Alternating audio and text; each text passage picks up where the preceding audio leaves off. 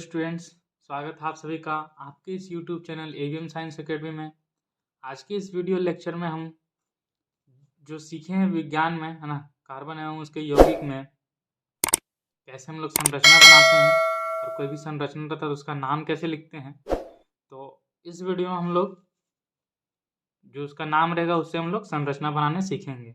तो कुछ क्वेश्चंस हैं, जैसे क्वेश्चन क्या है कि निम्नलिखित यौगिकों की संरचना बनाइए। इस तरह से आपको बोल सकता है, तो यहाँ नाम दिया हुआ उसको, आपको उसका संरचना बनाना है। या फिर क्वेश्चन आपको ऐसे भी पूछ सकता है कि निम्न यौगिकों की संरचनात्मक सूत्र लिखें। ठीक है। और हाँ, दूसरी बात कि आपको एग्जाम में, ठीक है, यूपैक नेम भी लिख के दे सकता है या फिर उसका कॉमन नेम भी। ठीक है। जैसे यहाँ पर एक है मेथेनॉल, है कि नहीं, ये मेरा यूपैक नेम है, और यहाँ पर लिखल है मेथिल अल्कोहल, ये हमारा क्या है, कॉमन नेम है। ठीक है। तो आपको दोनों चीज़ें याद रखनी है। ठीक है, किसका किसका क्या होता है। जैसे है फॉर्मल्डिहाइड, आपको दे देगा कि सिर्फ फॉर्मल्डिहाइड का संरचना बनाइए। ठीक है, तो आपको ये पता होना चाहिए कि इसका जो यूपैक नेम है क्या होता है, मेथेनॉल होता है। ठीक है, तो चलिए इसका हम लोग बनाते हैं। तो पहला जो हमारा क्वेश्चन है ना, मेथेनॉल, पहला क्वेश्चन का जो पहला है वो क्या है, मेथेनॉल है, मेथेनॉल है, मेथेनॉल है। तो आप लोग को क्या करना है, रफ में सबसे पहले क्या करना है, आप देख रहे हैं मेथ है, तो अब तोड़ के इसके नाम को पहले लिखिए, मेथ लिखिए। फिर क्या लिखा हुआ है, ए की मात्रा है और न है, यानी कि एन है। ठीक, फिर क्या है, ऑल है कि नहीं। तो हम लोग जानते हैं मैथ यानी कि क्या, एक कार्बन के लिए मैथ, एन यानी कि क्या, सिंगल बॉन्ड, और ऑल यानी कि अल्कोहल इसमें रहेगा, है कि नहीं।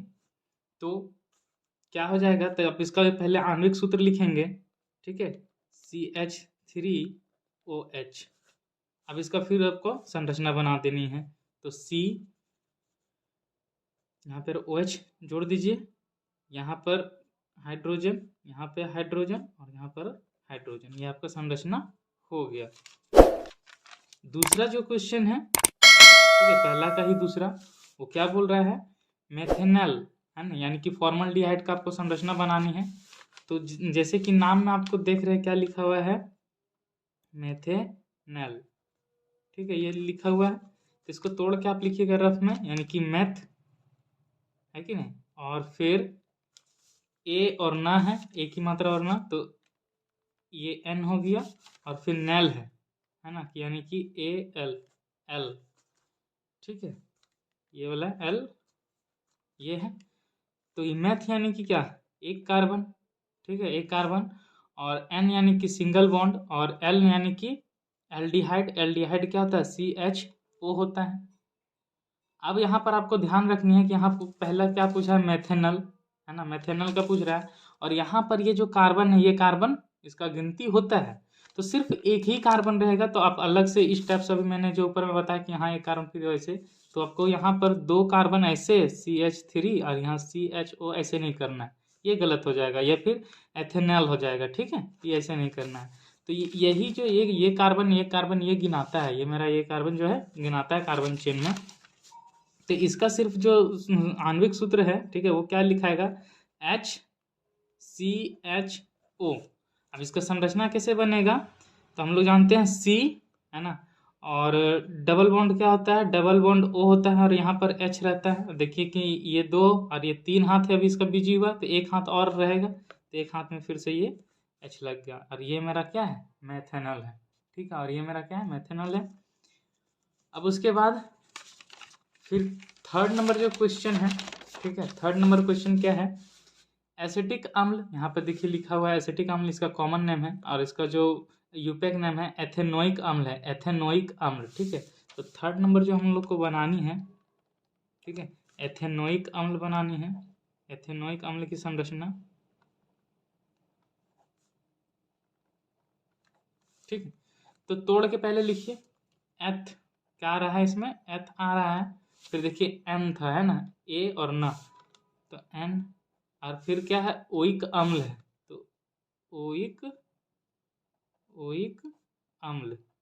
अब इसका एथ मतलब दो कार्बन, एथ मतलब दो कार्बन, और N मतलब कि सिंगल बॉन्ड, और ओइक अम्ल मतलब COOH। जो एथ है 2 कार्बन है, उसमें ये कार्बन भी गिनाता है, यानी कि एक्स्ट्रा से एक और कार्बन आएगा। एक्स्ट्रा से क्या, एक और कार्बन आएगा, सिर्फ ये तो रहेगा ही, और एक्स्ट्रा में एक और कार्बन आएगा। तो क्या हो जाएगा, यहाँ सिंगल बॉन्ड है तो इसका जो फॉर्मूला है, मतलब जो आणविक सूत्र है CH3 है ना, CH3COOH। अब इसकी का फिर सूत्र में लिखना है, मतलब संरचना बनानी है। तो C यहाँ पर हाइड्रोजन, यहाँ पे हाइड्रोजन लगा दीजिए। पहले 2 C बना ही लीजिए, पहले 2 C बना लीजिए, उसके बाद ये बना लीजिए इसका वाला, यानी कि डबल बॉन्ड O, और यहाँ पर HOH है ना। और अब इसको O और डैश करके भी लिख सकते हैं, ऐसे भी कोई दिक्कत नहीं है। और यहाँ पर फिर ये हाइड्रोजन, ये हो गया मेरा, ठीक है। अब जो सेकेंड नंबर क्वेश्चन है, सेकेंड का जो फर्स्ट है क्या है, बोल रहा है कि प्रोपेनॉल है ना, प्रोपेनॉल का संरचना बनाइए, संरचनात्मक सूत्र लिखिए या उसका बनाइए। तो प्रोपेनॉल, ठीक है। अब इसको फिर से हम लोग तोड़ के लिखेंगे। प्रोप है, क्या है, प्रोप है, प्लस ए की मात्रा और न है, ए की मात्रा और क्या है, न है, तो ये ऐसे है। प्लस यहाँ पर देख रहे हैं नाम आकार, और ऑन नॉल है, ठीक है, नॉल है यानी कि ऑल है ऐसे करके, ठीक है। तो ये जो प्रोप है, प्रोप यानी कि क्या, कार्बन की संख्या 3 है ना, 3 कार्बन, और एन के मतलब क्या, सिंगल बॉन्ड, एकल बंध, और ऑल का मतलब क्या, OH अल्कोहल वाला ग्रुप रहेगा, है कि नहीं।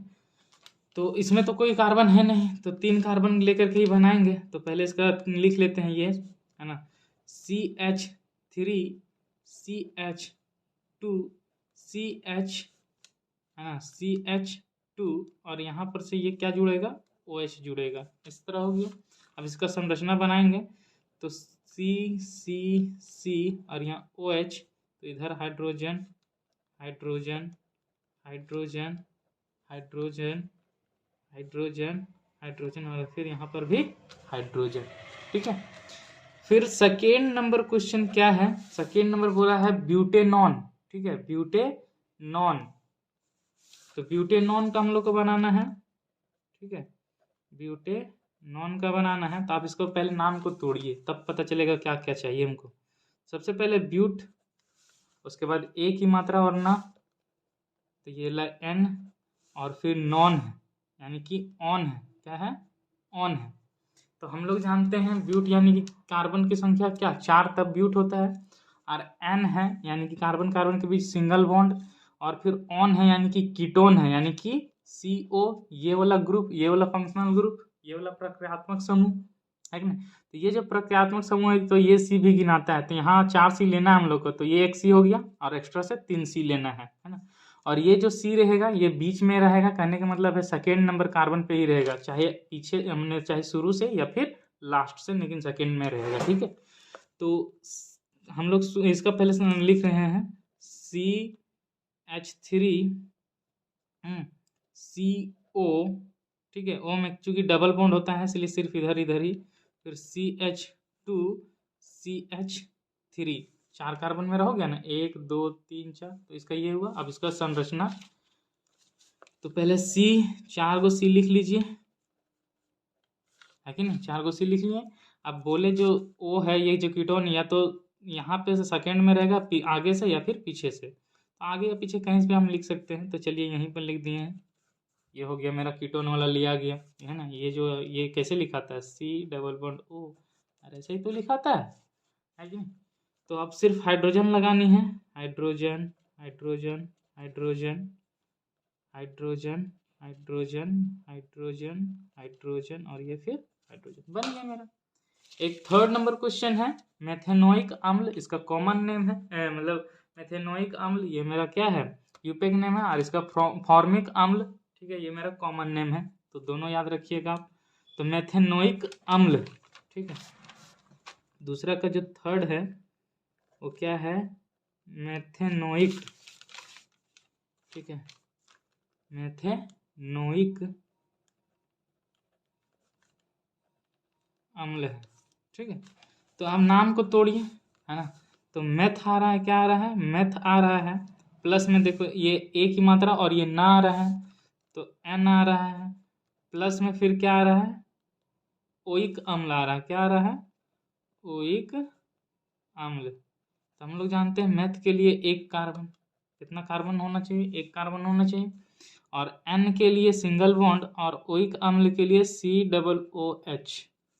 अब हम लोग ये भी जानते हैं कि ये जो कार्बन वो गिनाता है और हम लोग को इसमें चाहिए एक ही कार्बन, मतलब ये एक्स्ट्रा से कोई कार्बन नहीं आएगा, ठीक है। तो ये हो क्या जाएगा, COOH। और चूंकि ये इसका जो सूत्र होता है क्या होता है, ऐसे ऐसे यहाँ डबल O और यहाँ OH, तो यहाँ पर भी तो कुछ जुड़ेगा। तो अगर एक ही को कार्बन है तो सिर्फ हाइड्रोजन जुड़ेगा, तो यहाँ पर H, ठीक है। अब इसका सूत्र बनाना है, मतलब संरचना बनाना है। तो C यहाँ पे हाइड्रोजन, यहाँ डबल बॉन्ड O, यहाँ O, और ऐसे आप H ऐसे कर सकते हैं या फिर सिर्फ OH लिख सकते हैं, ठीक है। तो ये हमारा कंप्लीट हो गया। आई होप कि आप लोग को ये वीडियो पसंद आई होगी। तो प्लीज़ आप लाइक करें, ठीक है, और कमेंट करके बताएं कैसा लगा। साथ ही साथ मेरे इस चैनल को सब्सक्राइब कर दें जितने भी नए स्टूडेंट्स हैं, और मेरे पिछले के वीडियोस को देखें, तभी आपको ये समझ में आएगा, है ना। तो आज का क्लास यहीं समाप्त होता है। धन्यवाद।